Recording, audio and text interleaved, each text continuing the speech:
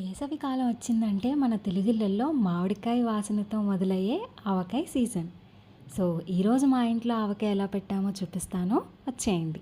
ఆవకాయ పెట్టాలంటే ముందుగా కావాల్సింది మామిడికాయలు. ఇవి ఫ్రెష్గా మంచిగా ఉన్నాయి. సో వీటిని క్లీన్ చేసేసుకొని ఆరబెట్టుకొని తర్వాత వీటిని ఇలా ముక్కలుగా కట్ చేయించుకున్నాం అనమాట. ముక్కలుగా కట్ చేయించుకున్న తర్వాత కూడా ఒక half an hour to 1 hour వీటిని ఇలా డ్రై చేసుకోవాలి. ఎందుకంటే వీటిలో చాలా మాయిశ్చర్ ఉంటుంది. అండ్ ఆల్సో ఇలాగా ఒక కాటన్ క్లాత్తో నీట్గా తుడుచుకోవాలన్నమాట.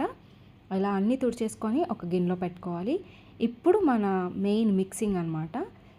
ఈ వీడియోలో ఈ ఆవకాయకి సంబంధించిన ఇంగ్రీడియంట్స్ మెజర్మెంట్ నేను ఏం మీకు చెప్పట్లేదు. యూజువల్గా అందరూ ఆవకాయ ఎలా పెట్టుకుంటారో సేమ్ అలానే మనం మామిడికాయ ముక్కల్ని అలా పక్కన పెట్టుకున్న తర్వాత మనకి కావాల్సిన ఇంగ్రీడియంట్స్ ఏంటి, ఉప్పు, కారం, వెల్లుల్లి, అలాగే మెంతులు, ఆవపిండి, ఆయిల్, ఇవన్నీ అనమాట. కానీ వీటి యొక్క ప్రిపరేషన్ ఒక 2 డేస్ ముందే స్టార్ట్ అయిపోతుంది.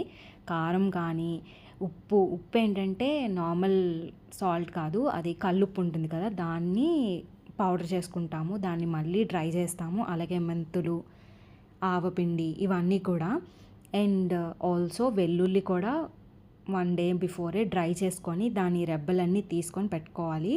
ఇప్పుడు ఆయిల్కి వస్తే ఏదైనా సరే పప్పు నూనె యూస్ చేసుకుంటాము ఆవకాయకి, అప్పుడే టేస్ట్ అండ్ ఫ్లేవర్ చాలా బాగుంటుంది. అండ్ ఆల్సో మనకి 1 ఇయర్ టర్మ్కి పెట్టుకుంటాం కాబట్టి మంచిగా ప్రిజర్వ్ అయి ఉంటుందన్నమాట. సో అంతే, మనం ముందుగా కట్ చేసుకున్న పీసెస్ని ఆయిల్లో ఇలా సోక్ చేసుకొని కారం, ఉప్పు, మెంతులు, ఆవపిండి, గార్లిక్ వేసుకున్న మిక్చర్ ఉంటుంది కదా, దాంట్లోకి ఈ ముక్కలన్నీ ట్రాన్స్ఫర్ చేసేసుకొని మంచిగా mix చేసేసుకోవాలన్నమాట.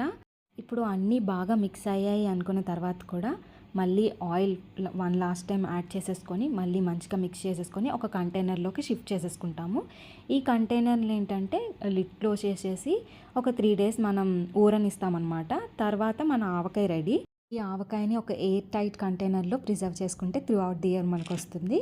That's it for this video. Thank you for watching. Bye.